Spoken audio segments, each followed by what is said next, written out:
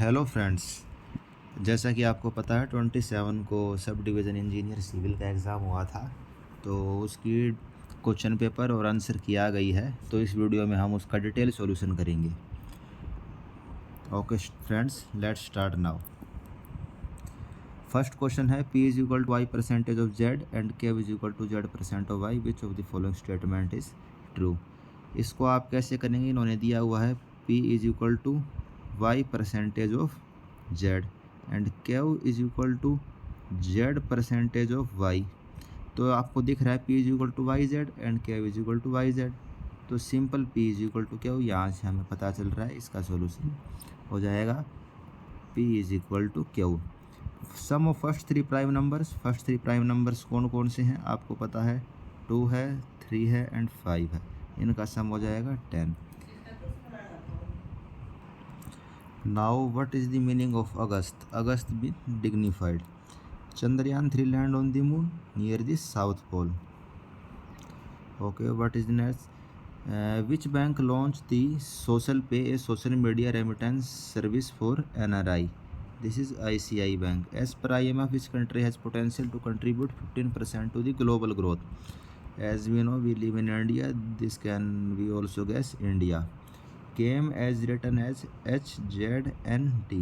Here we can see G to H plus 1, A to Z minus 1, plus 1, then minus 1. From the similar logic, we can say it's S, Z, W and H. Now we have the comprehension. In comprehension, this can easily solve without reading the comprehension. Street theater usually deals with. Street theater creates an emotional impact. Now 10th question, arrange the following word in meaningful sequence. This is from the food chain question. Grass eaten by grasshopper, grasshopper eaten by frog, frog eaten by snake and snake is eaten by eagle. So correct sequence is D option. How this is simple, 7 plus 14 minus 1. So its answer is 20. You have gone boat with your younger brother and you have saw a man has fallen from the overcrowded boat. What will you do? So we have to answer this in the ideal situation. Ideal situation is that you know swimming and you can help him. So from ideal situation, you will jump into the river and save him. This will be the correct answer. Some students have doubt, but this is given the right answer. What is hysteric in the decision making process? We have word hurry. Hurry means quickly. So hysteric can be a quick and shortcut method that is used for decision making. Now 14 question. We want our salary immediately. So correct answer of 14 is A. What is the following was given by first agriculture award? This is M.S. Swaminathan, father of Green Revolution in India. Revolt of 1857 in Rewari, Rao Tularam. This has written wrong here. Epic Haryana is known as Bahudhanak. Bahudhanak in Mahabharata. Which country can be compared with the size of Haryana? Denmark can be compared with size of Haryana. Which place of Haryana Gupta Samundragupta Methathal Bhimani? From which river form the boundary of Haryana and Uttar Pradesh? Yamuna river form the boundary of Haryana and Uttar Pradesh. Now from here our technical section start. Each joint is separated from a structure as a free body must. We know in 10th 11th class we make a free body like this. Force is acting, mg here and friction force here. The ultimate goal is to the body is in equilibrium. All force cancel each other and the body is in equilibrium. Correct option is answer number C. Now 22nd question. Water requirement for 100 gram of soundness test of cement is. Soundness test के लिए हमें कितने water requirement रहती है? Soundness के लिए हमें रहती है 0.78 ऑफ पी। और हमसे क्वेश्चन में क्या पूछा है? For determination of setting time, तो इसके लिए हमें चाहिए 0.85 पी। तो इसका अगर हम 0.78 पी इज इक्वल टू 23.4, वहाँ से हमने पी की वैल्यू निकाल ली, तो percentage requirement for setting time कितना हो जाएगा, ये हो जाएगा 25.5, क्योंकि हमें 0.78 पी दिया हुआ है 23.4, तो पी की वैल्यू हो जाएगी 23.4 divide by 0.78 multiply by 0.85, 25.5। Correct option is C, 25.5। Now limiting moment of a singly reinforced RCC beam of size 300 into 500 FE415 and M25 concrete। Limit state method लगेगा क्योंकि स्टील HYSD दी हुई है, M25 दिया हुआ है, RCC beam है, singly reinforce है। तो हमें पता है MU लिमिटेड कितना होता है, MU लिमिटेड होता है 0.138 FCK BD²। इसमें FC के दिया हुआ 25, B है 300 और D है 550 इफेक्टिव डेप्थ हमें दी हुई है। इसको हम करते हैं 0.138 FCK B इंटू D का स्क्वायर, 313.087। इसका ए ऑप्शन हमारा मोस्ट अप्रोप्रिएट करेक्ट हो जाएगा। Cantilever beam with uniformly distributed load the shear force varies follow the this will follow the linear law। This is our cantilever beam, uniformly distributed load, here section XX, what will be the shear force, shear force will be W into X, this vary linearly। The strength of hollow shaft of same length material and weight is, hollow shaft की जो strength होगी वो जो solid shaft है उससे ज़्यादा होगी, क्योंकि उसका polar moment of inertia ज़्यादा होगा।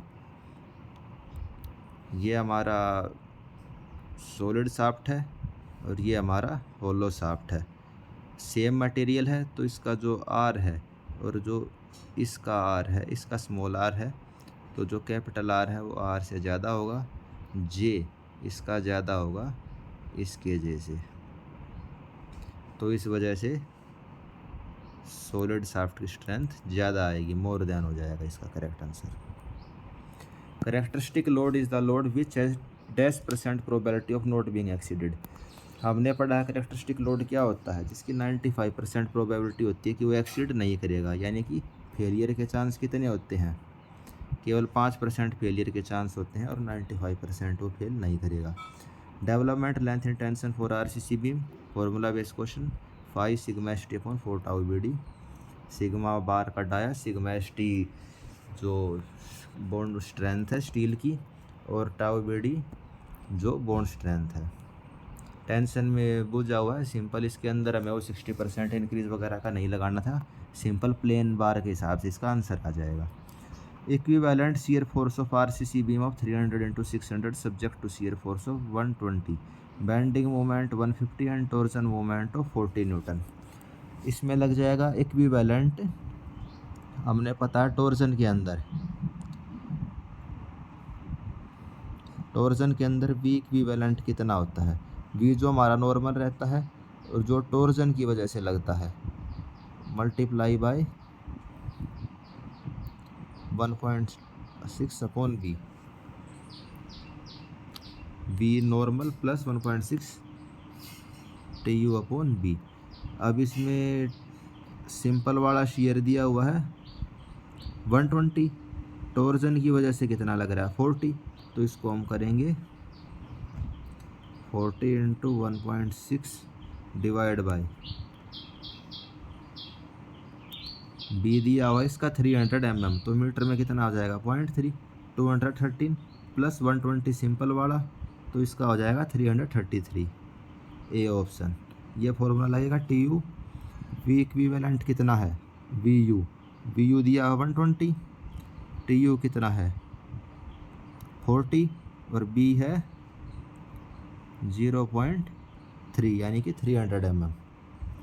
Larger maximum size of aggregate, larger maximum size of aggregate से क्या फ़ायदा होता है हमें, इससे वर्केबिलिटी बढ़ जाती है। वर्केबिलिटी क्यों बढ़ती है, क्योंकि हमें कम वाटर की रिक्वायरमेंट रहती है, सरफेस एरिया कम होता है, require small quantity of cement, तो इसका हो जाएगा B option, require small quantity of cement for particular water cement ratio. Constant aggregate cement ratio, coarse aggregate increase कर दिया जाए तो सरफेस एरिया कम हो जाएगा, इज रिड्यूस। फाइन एग्रीगेट क्या है, देखो छोटा छोटा साइज का पार्टिकल है, इनमें ढेर सारा सरफेस एरिया होगा, लेकिन एक बड़े साइज़ का पार्टिकल सिंगल तो उसका सरफेस एरिया कम होगा। इसका सरफेस एरिया ज़्यादा होगा, इसका कम होगा बड़े वाले का। Decreasing order of rate of hydration, ये अपना इजी क्वेश्चन दिया हुआ है। C3A का ज़्यादा होता है, वैसे तो C4AF का सबसे ज़्यादा होता है, इसको मैं लिख देता हूँ, C4AF का सबसे ज़्यादा होता है, फिर C3A का, फिर आएगा हमारे पास C3S, फिर आता है C2S, फिर आता है हमारे पास C2S। तो C option. Most efficient I section for torsional resistance, torsional resistance के लिए कौन सा होगा? हॉलो ट्यूब होगा। हॉलो ट्यूब क्यों होगा टॉर्जनल रेजिस्टेंस? टॉर्जनल इक्वेशन क्या होती है? T/R τ/R T/J G θ/L, ठीक है, τ/R T/J G θ/L। तो जिसका मोमेंट और पोलर मोमेंट ऑफ इनर्शिया सबसे ज़्यादा होगा, जे मैक्सिमम, वो सबसे स्ट्रॉन्गेस्ट होगा।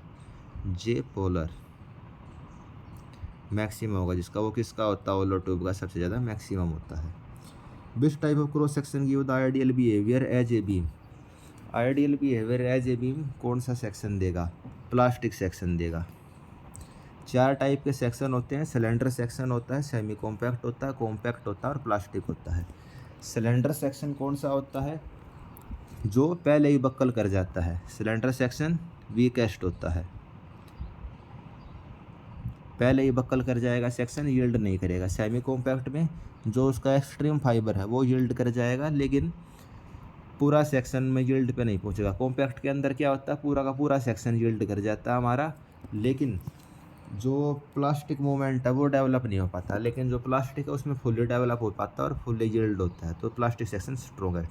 Buckling class of cross section कितने होते हैं? बकलिंग क्लास ऑफ सेक्शन हमारे 4 होते हैं। बकलिंग क्लास कौन सी होती हैं? A, B, C and D। ए होता है लिस्ट इम्परफेक्शन, वेरी गुड, और डी होता है पुअर, इम्परफेक्शन के हिसाब से इनको हम वो कर देते हैं। Cantilever beam of length 12 as a flexural rigidity EI up to length L from fix end EI upon two full rest end carry momentum at free end the slope at the beam at free end. इसका होगा 3mL upon EI। कैसे होगा? ये हमें cantilever beam दी हुई है, इसका flexural rigidity EI है और इसकी फ्लेक्सुरल रिजिडिटी EI/2 है। स्लोप बुझ जहाँ हमसे स्लोप हमें पता है कितना होता है, theta, theta is equal to mL upon EI। ये हमारा फिक्स केस है, इसमें EI की वैल्यू एक में तो EI/2 पुट कर देंगे, एक में EI, तो 2 + 1 3 हो जाएगा। ये हमारा आंसर इसमें दिया हुआ है। Body is subject to normal tensile force of 1200 MPa one plane and 1200 MPa on compressive plane. The maximum shear stress is, इसमें 1200 MPa कंप्रेसिव फोर्स है, 1200 MPa टेंसाइल है।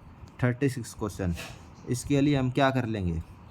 वो मोर सर्कल ड्रॉ करेंगे। ये दी हुई है 1200 कंप्रेसिव, ये दी हुई है 1200 टेंसाइल, इधर आती है शियर फोर्स, इधर दिए हुए स्ट्रेस।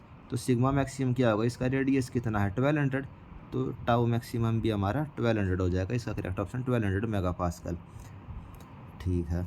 अब 37 क्वेश्चन, एक बीम है 200 mm वाइड है, 500 mm डीप है, अनदर बीम है सेम लेंथ की, डेप्थ 600 है, विड्थ भी है। RCC के Fe415 यूज किया हुआ है। Bending strength of A and B, bending equation क्या होती है? M/I σ/Y is equal to E/R। तो इसका मोमेंट ऑफ रेजिस्टेंस क्या होता है? M होता है moment of resistance is equal to sigma I/Y, जिसका मैक्सिमम होगा वो स्ट्रॉन्गेस्ट सेक्शन। तो A/B का रेशो क्या होगा? A/B का रेशो कितना होगा? A/B is equal to I/Y of A, I/Y of B, इसको जब हम पुट करेंगे आई कितना होगा BD³ अपॉन 12 YA, यानी कि डिस्टेंस फ्रॉम न्यूट्रल एक्सिस, ये हो जाएगा D/2। इसको आप इसमें पुट करोगे तो इसका आंसर आ जाएगा 0.46। इसको आप ट्राई करके देख सकते हैं खुद भी। Bending moment at a fix end at a propped cantilever, propped cantilever दी हुई है, P है, यहाँ पे P की वजह से कितना मोमेंट लगेगा, P की वजह से मोमेंट लगेगा P × A, लेकिन ये यहाँ से प्रोप्ड की हुई है B से, तो B भी इसके ऊपर कुछ रिएक्शन लगाएगी, वो हम रिएक्शन लगा के उसकी वजह से भी जो मोमेंट आएगा वो हो जाएगा इसका हाफ, तो PA और उसका हाफ जो यहाँ प्रोप्ड पोर्शन है इस पे लग रहा है, तो नेट हो जाएगा PA/2। The ratio between total volume of voids and total volume of solids, volume of voids upon volume of solids, ये होता है हमारे पास वॉइड रेशो।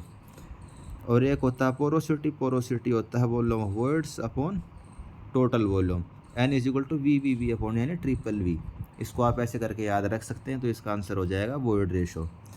प्लास्टिक इंडेक्स अगर किसी को 0 है तो वो नॉन प्लास्टिक सोयल होती है।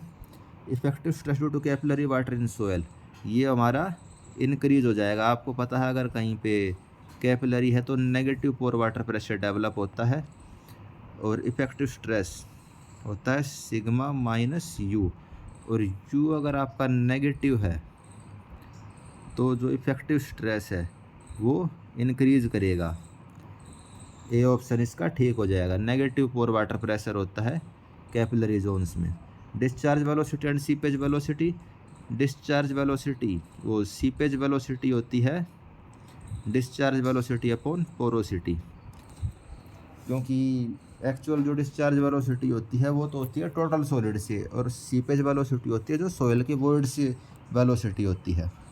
सोयल सैंपल की पोरोसिटी 40% है, स्पेसिफिक ग्रेविटी 2.7 है, वॉइड रेशो ये 2.7 का इसमें कोई रोल नहीं है। वॉइड रेशो आपको पता है, void ratio N/1 - N, porosity 40% यानी 0.4, इसको हम दिखा देते हैं 0.4 divide by 1 - 0.4 0.6 0.67, D option. Undrained triaxial compression strain is carried out on a saturated clay sample under a cell pressure of 100 kPa. Sample failed at deviator stress of 200 kPa. Cohesion of the given sample of clay is, undrained है, cohesion बूझा हुआ है, तो आपको पता है σ1 = σ3 tan square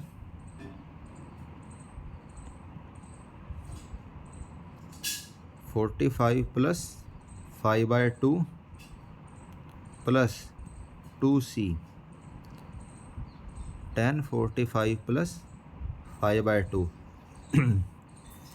अब कौन सी सोयल है ये, क्वेश्चन में देखिए क्ले सोयल है, क्ले सोयल में फाई की वैल्यू 0,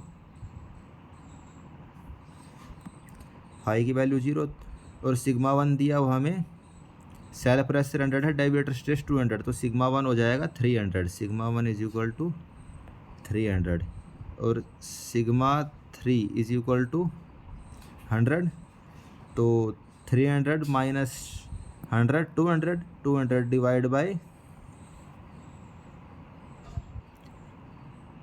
σ1 300, σ3 = 100, माइनस इनको करेंगे तो आपका आ जाएगा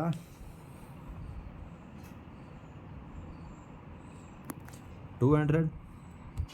इसको लिख देते हैं हम यहाँ σ1 - σ3 = 2c, ये tan स्क्वायर 45 + 5/2 ये 1 के बराबर हो जाएगा, फाई की वैल्यू 0 है,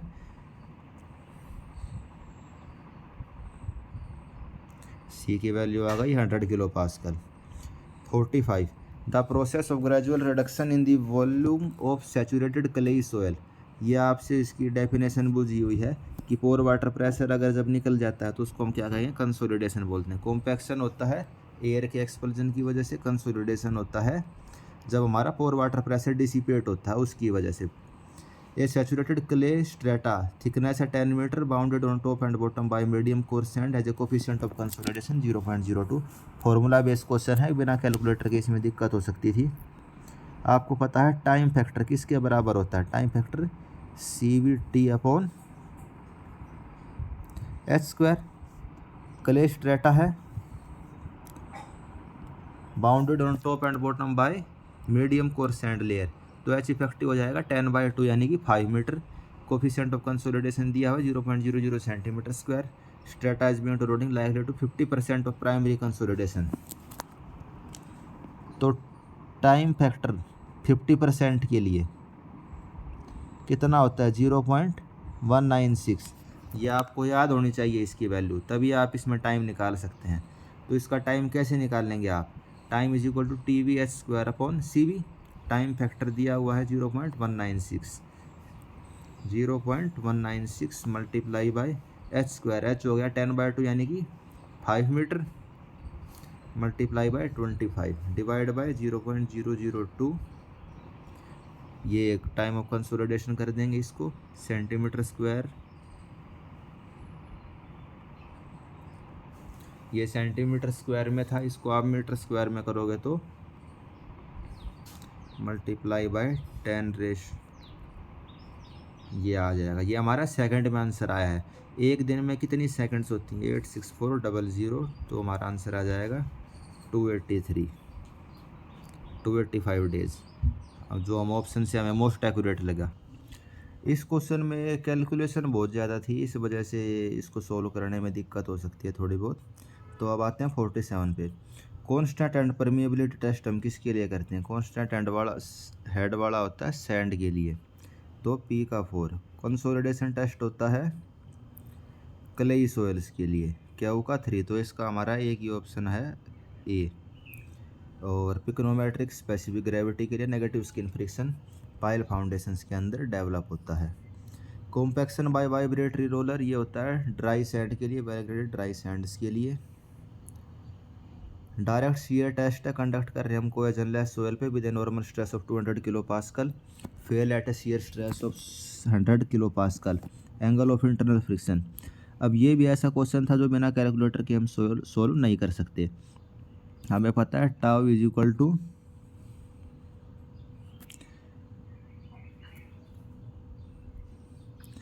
C plus sigma tan phi। Cohesionless soil है, C की वैल्यू हो गई 0। टाउ दिया हुआ हमारे पास शियर स्ट्रेस 100, इसको नीचे ये आ जाएगा इफेक्टिव स्ट्रेस 200 tan phi। अब इसको ये बताइए आप बिना कैलकुलेटर के कैसे सोल्व करेंगे। ये 1/2 है, हमें पता है tan 30 1/√3, 1/√3 यानी 1/1.7, और ये उससे कम है तो 30 से तो इसका कम ऑप्शन होगा 29.5, तो अप्रोक्सीमेट 30 के करीब है, तो इसको हम अप्रोक्सीमेशन से 26.6 कर सकते थे। एक फुटिंग है 2x1 exact uniform pressure of 150 kilo pascal. ठीक है, 2x1 की सोयल है हमारे पास, 150 किलो पास्कल का यूनिफॉर्म प्रेशर है, तो फोर्स कितना हुआ 150 × 2x1। सबसे पहले हम इसमें फोर्स निकाल लेते हैं। फोर्स हुआ 150 × 2x1, 300 किलो पास्कल का फोर्स है। अब बूझ रखा है इसमें 1 मीटर बिलो कितना होगा, और एंगल ऑफ डिस्ट्रीब्यूशन दिया हुआ है 1 हॉरिजॉन्टल टू 2 वर्टिकल।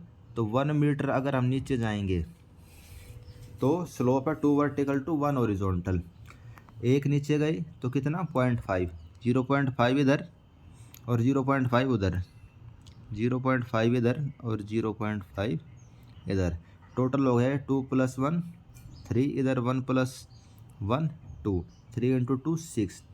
प्रेशर कितना हो जाएगा, फोर्स डिवाइड बाय 3 × 2 यानी कि 200, 150 किलो पास्कल 300 1 मीटर 2 × 1 3 × 2 6।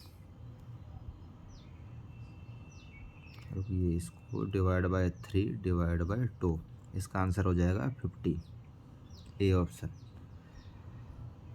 ठीक है, ये हम कर सकते थे। फिर है ultimate load carrying capacity of friction pile. Friction pile की अल्टीमेट लोड कैरिंग कैपेसिटी कितनी होती है, ये होती है CNC इंटू जो इसका पेरीमीटर है। पेरीमीटर किसके बराबर होगा, पेरीमीटर होगा pi × D circumference multiply by length. C की वैल्यू दी हुई है आपको 0.7 इंटू 50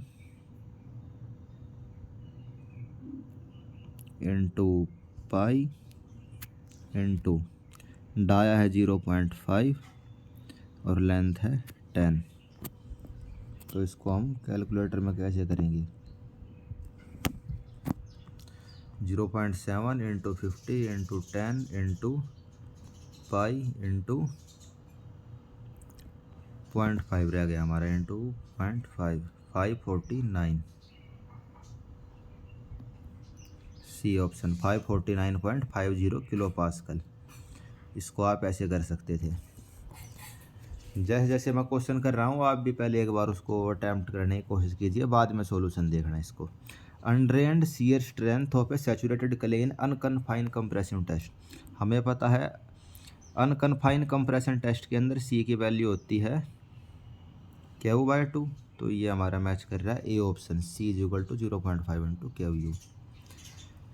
फिर है stability analysis by the Swedish method of slice for a 8 metre high embankment made of cohesive soil has the following data.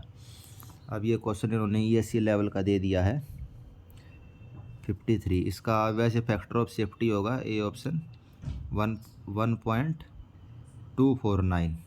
Swedish method of slice के through इसको हमें करना था, इसका आंसर होगा 1.249। Risk involve in hydraulic structure having a design life of 100 year if design for a 50 year return flood. अब कोई hydraulic structure है 50 ईयर्स के लिए उसको हम डिज़ाइन कर रहे हैं, वो 100 ईयर की डिज़ाइन फ्लड है लेकिन उसको हम 100 ईयर के लिए डिज़ाइन कर रहे हैं। अब कोई हाइड्रोलिक स्ट्रक्चर है उसकी डिज़ाइन लाइफ 100 ईयर है लेकिन उसे हम 50 ईयर रिटर्न फ्लड के लिए डिज़ाइन कर रहे हैं, तो उसके अंदर रिस्क इन्वॉल्व होगा 86.7%। अब आते हैं 55 क्वेश्चन पे। Total observed runoff during a 6 hour storm with a uniform intensity of 1.5। Rainfall हुई हमारी 1.5 into 6 is equal to 9 centimetre,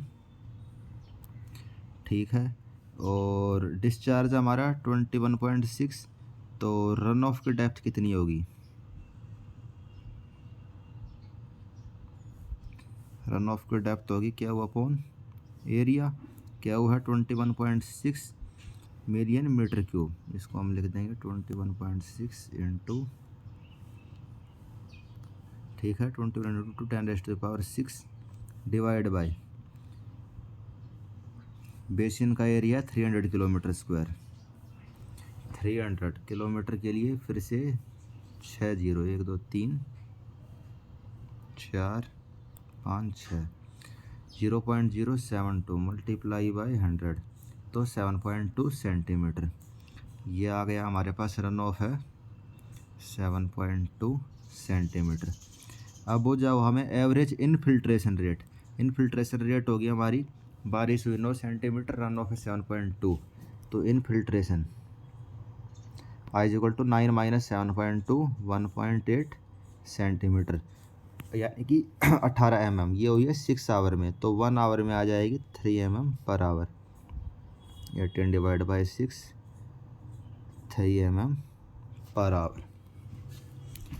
isobar is a line which joint the point of equal atmospheric pressure. Froude's number क्या होता है? फ्रोड्स number होता है V/√GD। Velocity है 10, 80 centimetre depth of flow. Velocity है 10 divide by √10 divide by √ depth हमारे को दी हुई है 80 सेंटीमीटर डेप्थ, तो 0.8 मीटर में करेंगे तो इसका आंसर आ जाएगा 3.53, D option.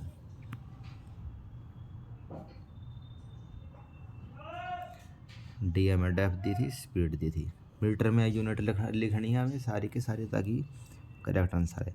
Double mass curve technique is use to check the consistency of record of a suspected rain gauge station.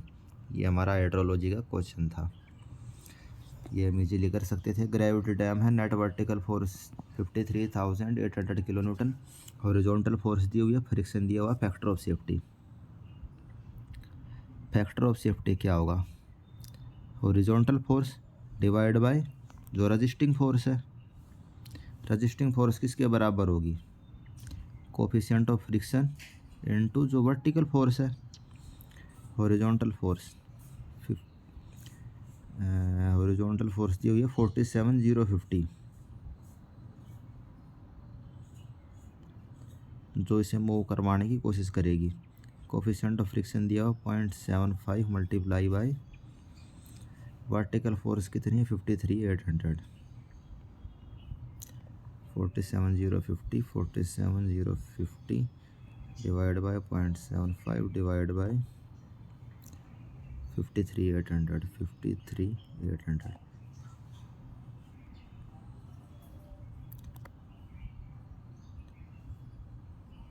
47,050 divide by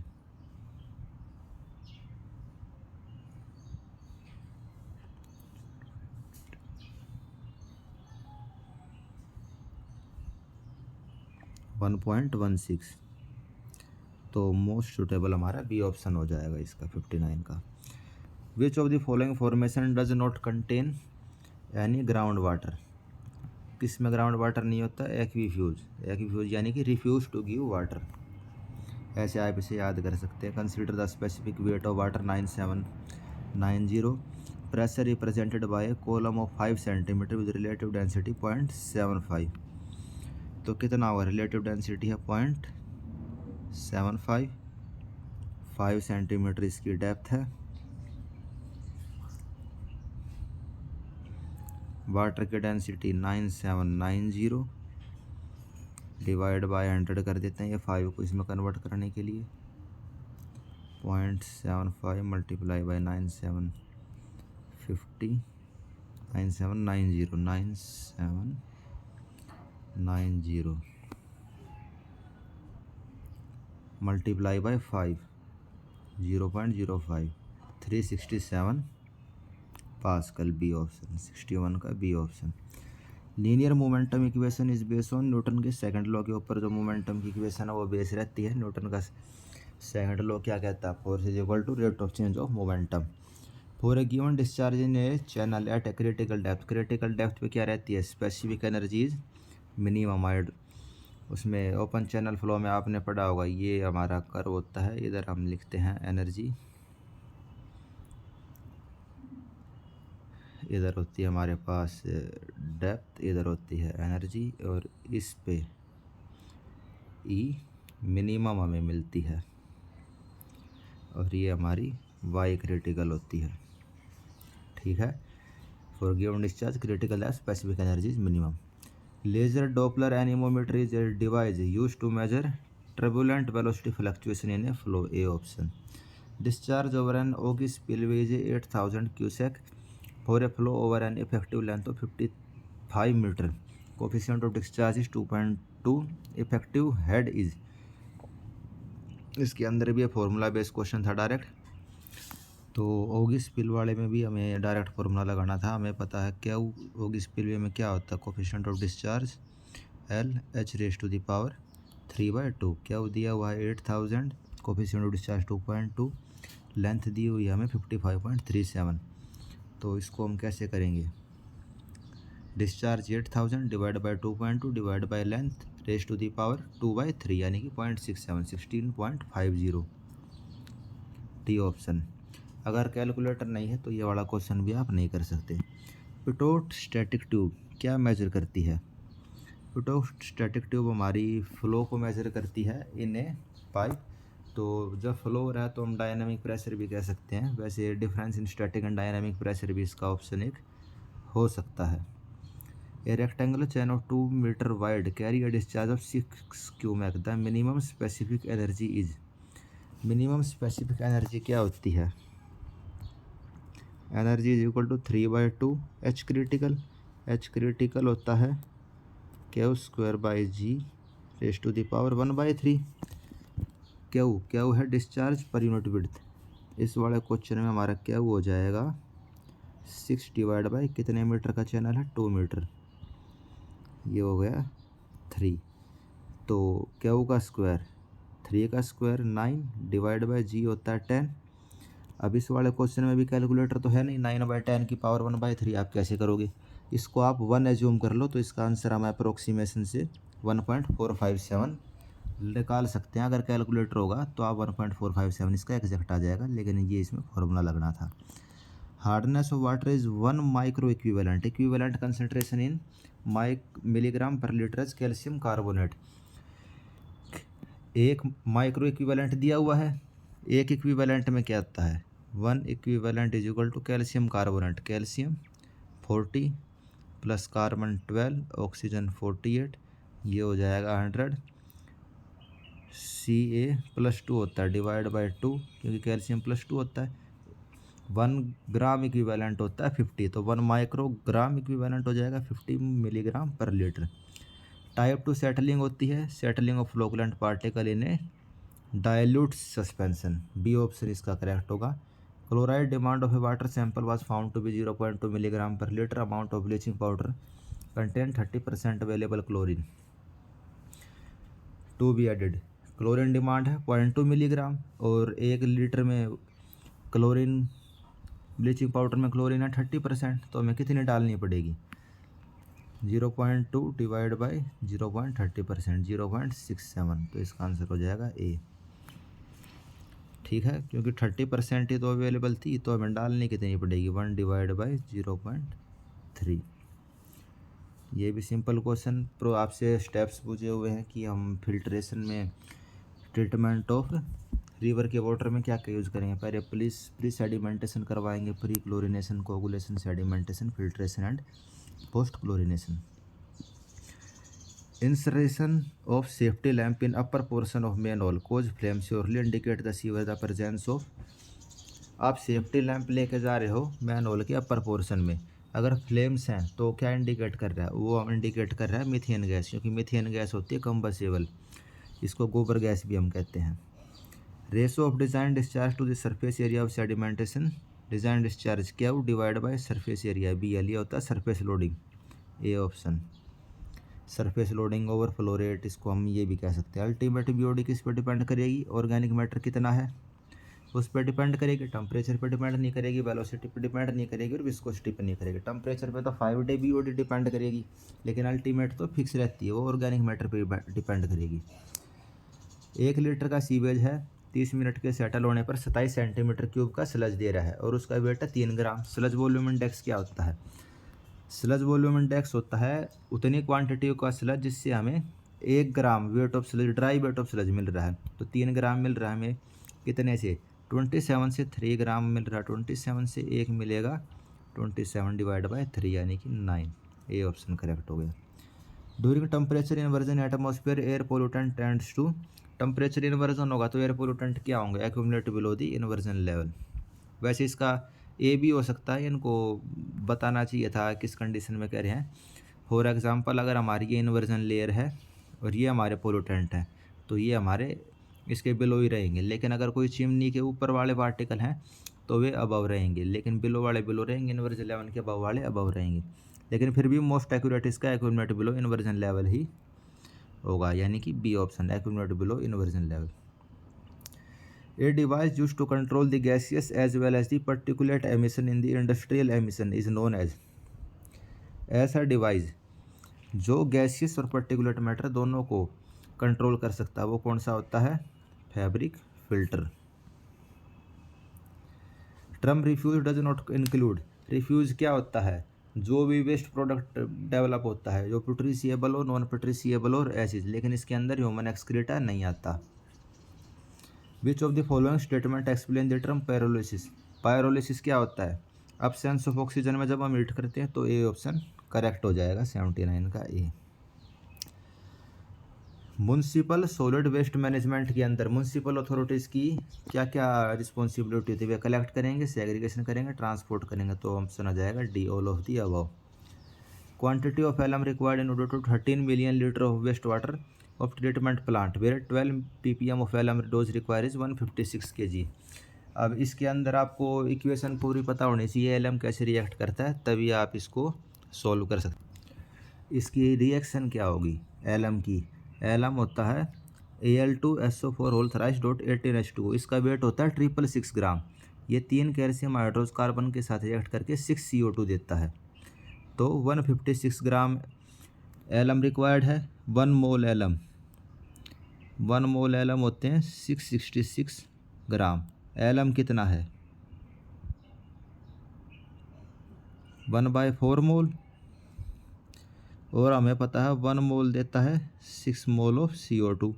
तो 1/4 देगा 6/4। और CO2 का वेट कितना होता है? Carbon 12 oxygen 48। इसको कर देंगे मल्टीप्लाई बाय 60।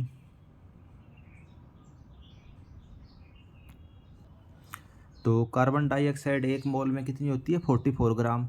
और हमें कितनी मिल रही है? 6/4। 6/4 इंटू 44 4 11 11 इंटू 66। तो इसका मोस्ट अप्रोप्रिएट ऑप्शन हो जाएगा बी, 81 का बी ऑप्शन। वैसे तो 66 आंसर आना चाहिए, लेकिन 61 kg दिया हुआ, तो ये भी हम इसको लगा सकते हैं। अब एक प्लेट लो टेस्ट किया जा रहा है सोक्ड सबग्रेड में। मॉडुलस ऑफ सबग्रेड रिएक्शन इसमें हमसे पूछा हुआ। मॉडुलस ऑफ सबग्रेड रिएक्शन कितना हो जाएगा? 6.75 kg पर सेंटीमीटर, यानी कि B option. Bureau of Indian Standard के हिसाब से OPC ग्रेड 43 में 43 क्या होता है? Compressive strength at the 28 days, C option. Compressive strength of the cement in 28 days.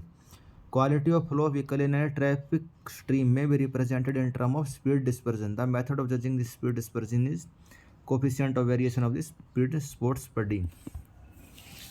हम क्या स्टडी करते हैं इसके अंदर? स्पीड डिस्पर्जन के अंदर स्पोर्ट्स स्पीड को स्टडी करते हैं हम। इसमें ऐसे एक ग्राफ भी बनाते हैं। On a road location a 15 minute traffic count readings are as under. 1 घंटे के अंदर ये ट्रैफिक काउंट है। तो ट्रैफिक वॉल्यूम क्या होती है? Vehicle per our. इसमें तो उन्होंने खुद दे भी रखा है व्हीकल पर आवर। इनको आपको सिंपली ऐड करना था, इनको आप ऐड करेंगे तो 143 आया है, 143 vehicle per hour. From the following signs which is the warning sign? Hairpin bend left is a warning sign. No parking, this is an informatory और regulatory type signs. Right turn head is also a regulatory, but hairpin band is a warning signs. These are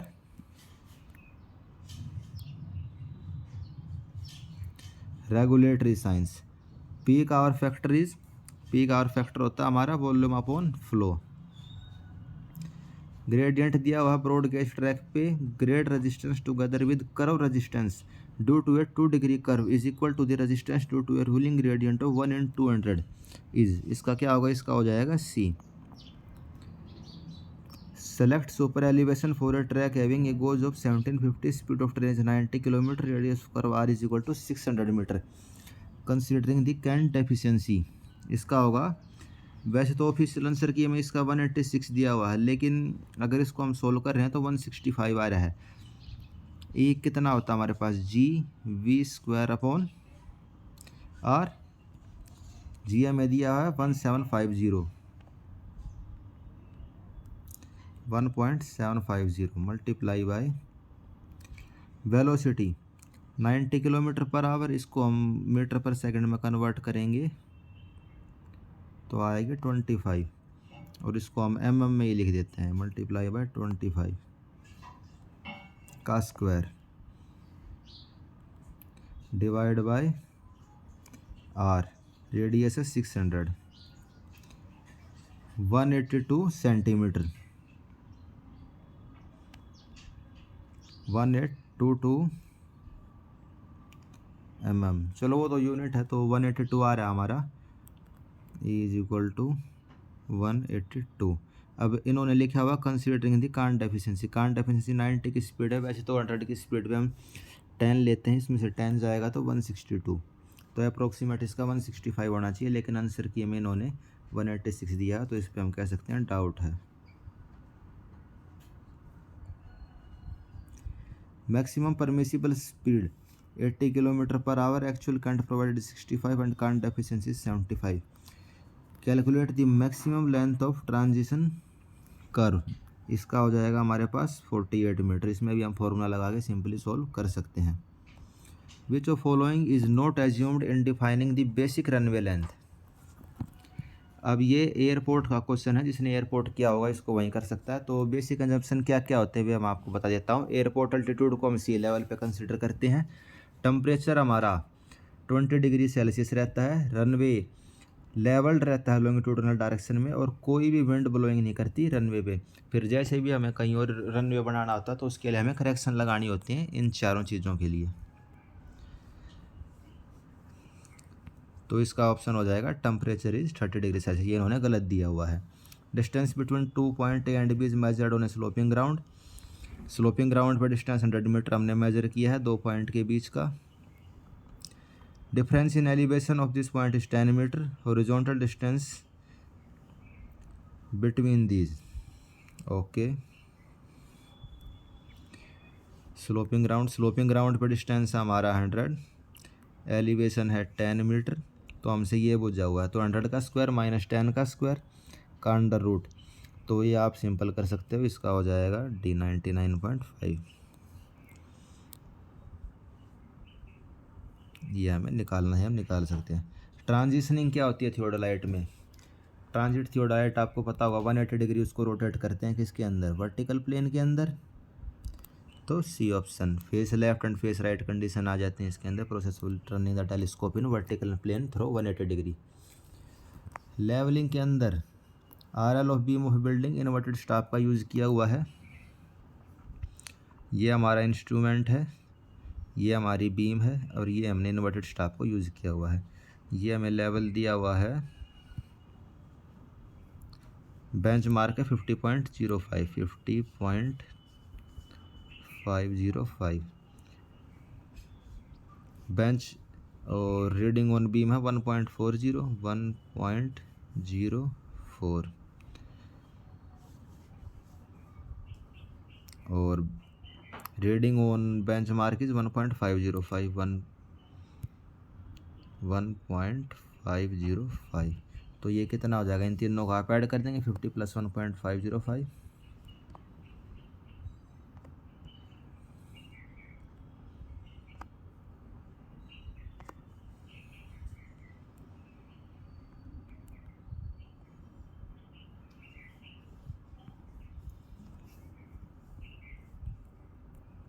53.05। इसका correct option B option 53.05 inverted staff का question था, ये easily हो सकता था। Balancing back side and fore side means. Balancing back side and fore side मतलब वो होता है distance of back side point and fore side point from instrument station is same. तो इसमें जो भी एरर होती हैं, रिफ्रैक्शन, कोलिमेशन वगैरह, वे हम एलिमिनेट कर सकते हैं। C option. इसमें देखो ए ऑप्शन, बी ऑप्शन और डी ऑप्शन, तीनों ऑप्शन सेम है, तो इनको आप एलिमिनेट भी कर सकते थे ओड वन आउट से भी। 2 point P and Q following observation are made. Staff की रीडिंग है पी पे ली है, फिर हमने क्या को इंस्ट्रूमेंट रख के पी और क्यू पे रीडिंग ली है। इन दोनों का डिफरेंस लेंगे, HA minus HB plus same ऐसे ही डिवाइड बाई 2, तो ट्रू डिफरेंस आ जाएगा। पी का RL दिया हुआ है, तो RL ऑफ क्या आप इससे निकाल सकते थे 98.935 मीटर। सिंपल क्वेश्चन है, सोल्व करके दिखाने की इसकी ज़रूरत है नहीं। Area enclose between dam and upstream contour of reservoir site. इसमें आप ट्रेपेजोइडल मेथड लगा देंगे। ट्रेपेजोइडल मेथड में क्या होता है, H फर्स्ट का एरिया, लास्ट का एरिया डिवाइड बाय 2 प्लस जो हमारे और एरिया बच गए A1 से लेके AN-1। ठीक है, इसको हम आपको सॉल्व करके दिखा देते हैं। H 2 मीटर के इंटरवल पे दिया हुआ है, H is equal to 2। First area 714, last है 374। फर्स्ट एरिया 714, लास्ट है 37400 डिवाइड बाय 2, और बाकी जो बीच की हैं उनको ऐड कर दो 6512 plus 52779।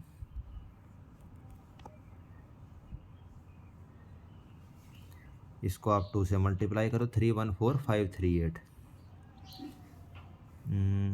Multiply by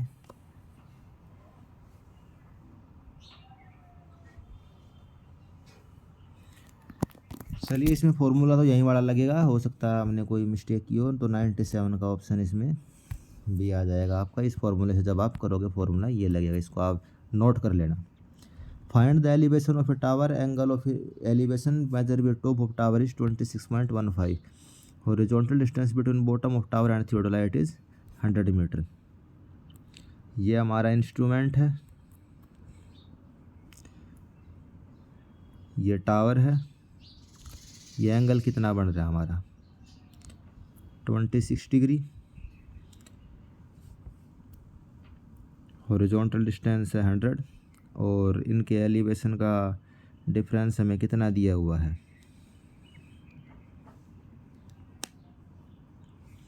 the benchmark elevation is 100 metre and reading taken with telescope horizontal on beam is 2.455 but is the RL of top of tower. ठीक है, बेंचमार्क ये है 100 और ये 2.455।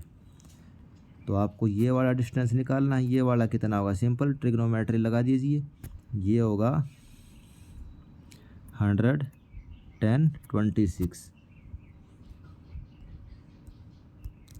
100 मल्टीप्लाई बाय 10 26 कितना होता है, अप्रोक्सीमेटली 0.5 होता है। वो पिछला क्वेश्चन एक हमने किया था जिसमें अप्रोक्सीमेट से निकाला था हमने 26 की वैल्यू 1/2, तो वो देख लो, वो वाला यहाँ पे यूज आ जाएगा।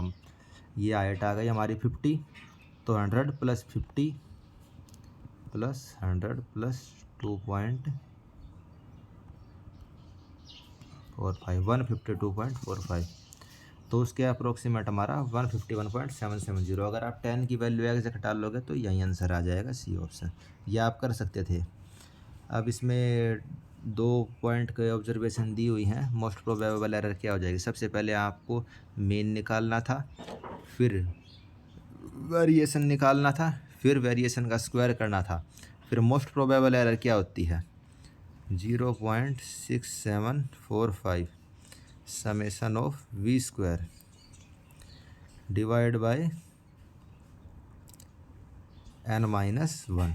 इसको आप जब करोगे, सिंपल एक यही निकालना था, मोस्ट प्रोबेबल आप निकालते तो 0.013 आ जाती, और दूसरी निकालने की हमें रिक्वायरमेंट ही नहीं पड़ती, उसको आप एलिमिनेट कर सकते थे। एरियल फोटोग्राफ हम ले रहे हैं कैमरा की वजह से, focal length 180, average elevation is 160। इसको आप कैसे करते हैं, ये हमारी ग्राउंड लेवल है,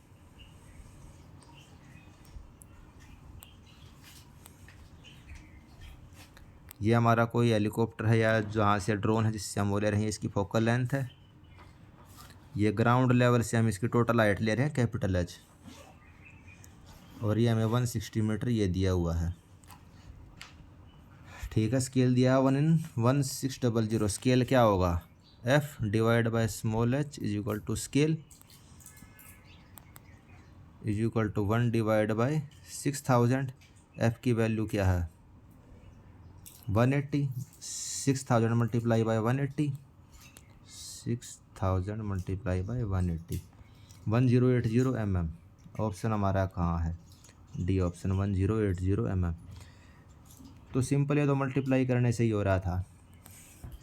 अब इसकी कट ऑफ की बात कर लेते हैं। जैसा कि आपने देखा है, इसमें कम से कम 5 से 10 क्वेश्चन ऐसे थे जो बहुत लेंथी थे या बिना कैलकुलेटर की हेल्प से नहीं कर सकते थे।